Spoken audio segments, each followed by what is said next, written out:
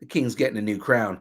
A new Godzilla anime is coming, completely reimagining the king of monsters. The twist: the destructive power of the king or the kaiju resides in a boy. No title or release date was even mentioned when they were talking about this. Uh Godzilla as a child, but like human? Well, so that's like the first I think the first episode is like that's what they're going to talk about. Is this boy human or is he a kaiju that doesn't know he's a kaiju? Like it's that kind of thing. And so I thought, well, that's kind of neat. Like, yeah, he's got a human face, but he's Yeah. Godzilla? I don't know, it's weird. That's weird. But it's cool. And of Yeah. course, anime is going to do stuff like that. Anime does stuff like that. That's so anime. So anime. Where's JR when you need him? We're talking Godzilla stuff and he's not even here to talk about Godzilla stuff. Right. Exactly. All right. Well, let's we're gonna stay in the realm of the Zillas here because we're talking prequels to the prequel. Wyatt Russell is set to lead a new Monarch legacy of the Monster spinoff, itself a prequel to the prequel. The spinoff will take place during the Cold War with all the tension and possibilities that era lends to the already epic scale of the original. No word on when it will be released. Um,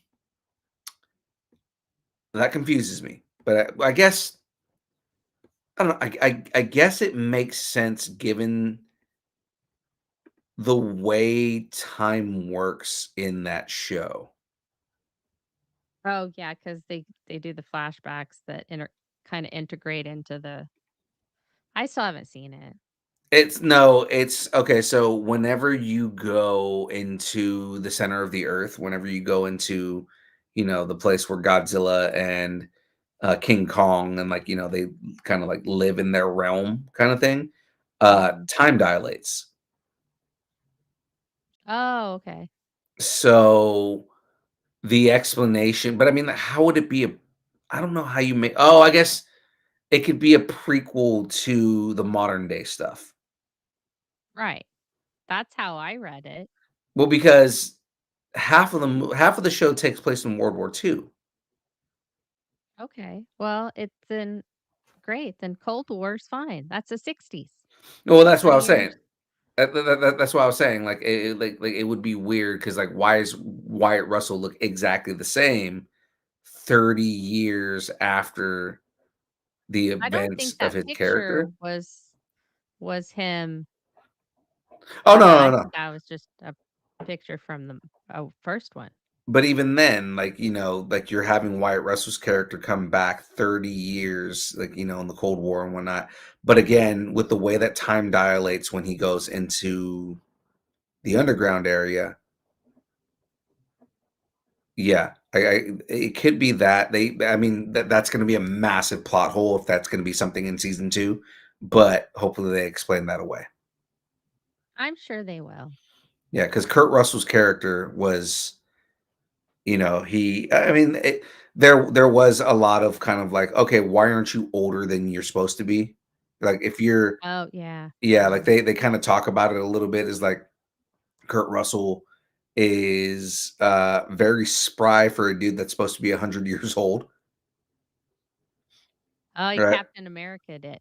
Yeah, but like again, what it is because he spent a little bit of time in the center of the earth, and Mhm. because time dilates, he lost years of his life because of that. Oh, okay. Alright.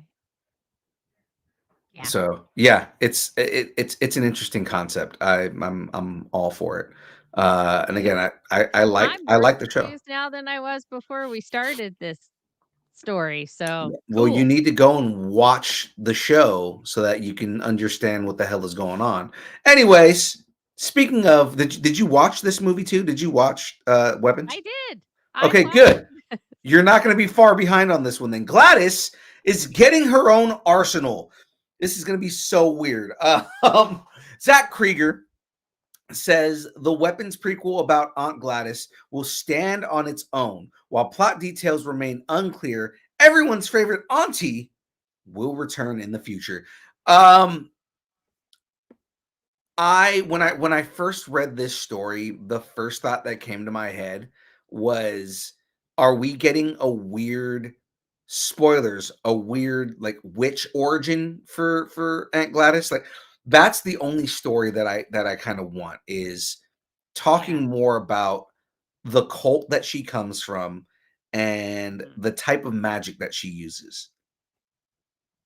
Yeah, no, Or that'd be cool. kind of voodoo more so, but I mean like yeah, because it's like I want to know about the witch magic stuff that she uses, and you know how she like turns everybody into Naruto, basically. Right. Yeah, I think it's gonna be cool. I think that's what we'll get. I do think that I wanna know why she decides to steal Betty Davis's look from the '80s is really what I wanna know. Gosh, she was so creepy. She was, but she looked like Betty Davis in her elder years. uh, I'm not kidding. She really did. That's the first thing I thought of when I saw her is why is she trying to be Betty Davis? But yeah. those are not Betty Davis eyes that I want to see. She got Well, her Betty hair wasn't Davis eyes. Harlow gold either. Yeah, yeah. Let's just we're throwing it out there, and especially if you saw the picture on the screen a second ago, Aunt Gladys was absolutely creepy and Yeah. terrifying. She's not an auntie you would want to have. No, not at all, not at all. And she was very. It was very the death she got was very deserving. Yeah, and oh, but It's probably one of the it most was gruesome brutal. scenes in the entire movie. Brutal. Yeah, Brutal. but again, Brutal. it was very satisfying because I was just like, God, she's so evil. Just I Yeah. was telling Jackie as we were watching it, I was like, I hope these kids catch up to her and I hope they rip her apart. And then the scene happens, I'm like, oh my God, they did. And you You're like, see it it was all. satisfying, but creepy. Yeah, it was satisfying, but very creepy. All right, let's get into this. We're gonna get into the last block of the show here, guys.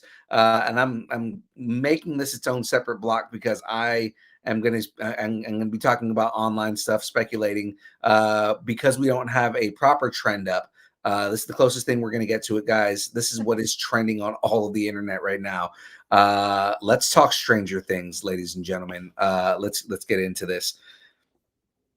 Oh man, the Upside Down expands. The Duffer Brothers confirmed the Stranger Things spinoff is officially moving forward at Netflix and is described as quite different from the main show. Moving beyond the 1980s Hawkins setting, Netflix is fully behind the project with production expected to ramp up in 2027.